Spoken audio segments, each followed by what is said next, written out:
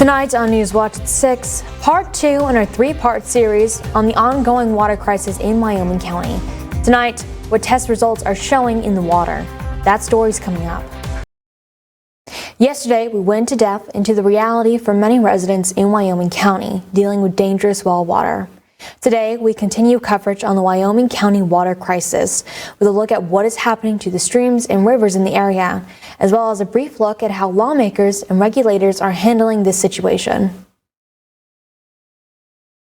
The water crisis goes further than just private wells and escaping combustible gas. Both the Wyandotte and Tug Fork rivers have seen troubling changes, with residents notifying state agencies and local action groups about the increase of bacteria along with other contaminants. Scientists from around the state came to see what is really in the water. The contaminated water isn't just limited to one location. Residents have reported active discharges in Indian Creek, Wolf Pen, New Richmond, Caples, Brenton, and Baileysville, showing that the issue is widespread across multiple parts of the county.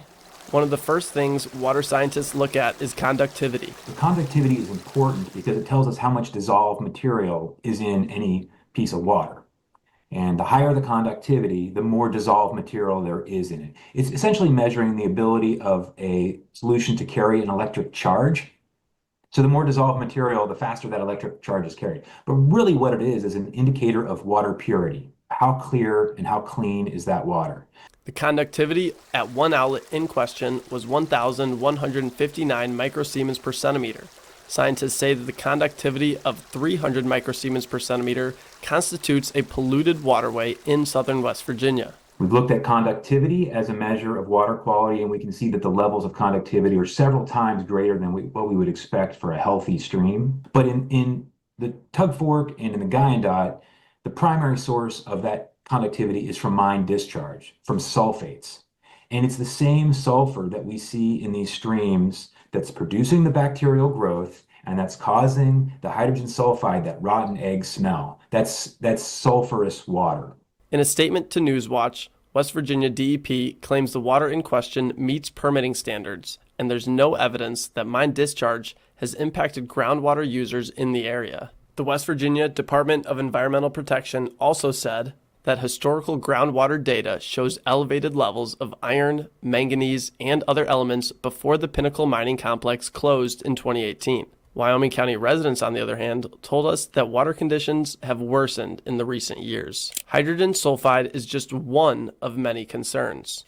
Independent water tests done at the same laboratory that the DEP uses show extreme levels of iron, manganese, and arsenic in public waterways, all exceeding state and federal standards, as well as state provisions under the Clean Water Act. In a court hearing on February 12th, Judge Zach Miller referred to the situation as a public health risk. Lawyers for the coal companies involved, including Bluestone, Pinnacle, and Alpha, did not disagree. Yet West Virginia DEP says the water meets standards. Although the Wyoming County Commission has not taken a public position on the water's safety, President Jason Mullins confirms there is a need for water. Some of this county is in desperate need for water. They're to the point where you can't hardly be filtered. It can't be fixed. It's got to be replaced. We have to find something better than what they have now for a source. With lab tests coming back from around the affected waterways, they revealed iron levels exceeding the legal limit by over 200 times, arsenic over 4 times the legal limit under the Clean Water Act, and sulfate-reducing bacteria visible in multiple test sites. According to the West Virginia DEP, the water poses no public health risk. Recently, residents along Indian Creek reported fewer deer in the area and have even found dead deer at the base of Indian Creek with neon veins inside their bodies. Wild animals are not the only victims. Residents claim domesticated animals, including dogs and chickens, have died with more frequency in the last few years, although no direct connections to the water have been made yet. Well, I'm going to teach kill a lot of animals, because if it's hard on a person, it's hard on animals. Dogs, chickens, and stuff like that, if they drink out of that, they probably won't live 6 months. You might be wondering if there are any laws that prohibit this type of situation from happening. There are laws in place to try to prevent this. The narrative water quality standards for West Virginia are outlined in Title 47, Series 2 of the West Virginia Code of State Rules, which governs water quality standards under the Clean Water Act. These standards set general conditions that all state waters must meet, in addition to numeric limits for specific pollutants. The Clean Water Act requires states to promulgate standards that will protect the uses of their streams. And one of the uses, the recognized uses of West Virginia streams is for aesthetic purposes, right? We don't want our creeks to look awful or smell awful. These laws prevent sewage and industrial waste from entering the rivers that would cause odors, oil, scum, or foam, as well as any nutrients that can cause bacterial blooms or harm aquatic life, as well as the blanket statement preventing toxic substances from entering West Virginia waterways. This is not the first time the narrative water quality standards could save the lives of West Virginians.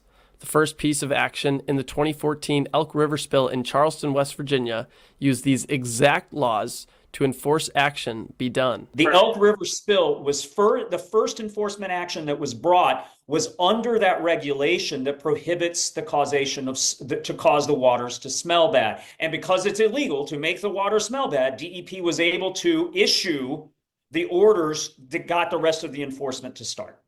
With bacterial blooms in the Guyandotte, the Tug Fork, and tributaries to both, and the law saying no sewage, industrial waste, or other waste present in any of the water in the state shall cause concentration of bacteria which may impair or interfere with the designated uses of the affected waters, little to nothing has been done by state or federal regulators. In 2020, the DEP investigated the issue along Brenton and Baileysville and concluded in their report, obtained through FOIA requests, that mining was not responsible for the water quality issues. In an email with the DEP in January of 2025, I was told, once the Pinnacle mine ceased operations, water built up in the mine, creating a mine pool, and pressure forced it to the surface, known as artesianing, in areas in and near Indian Creek.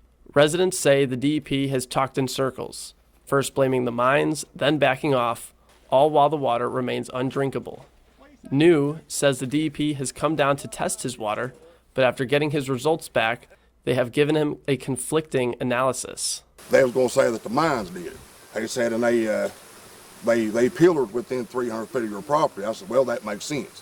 And then the last time he come back, he brought them girls, and he was trying to tell me that the mines didn't have nothing to do with it. And for a while, Alpha Metallurgical Resources was supplying clean drinking water to communities in need. It was the Kepler mine, it's Alpha. I went to the main office, I talked to I assume it was the superintendent, told him the issues that we were having with the water.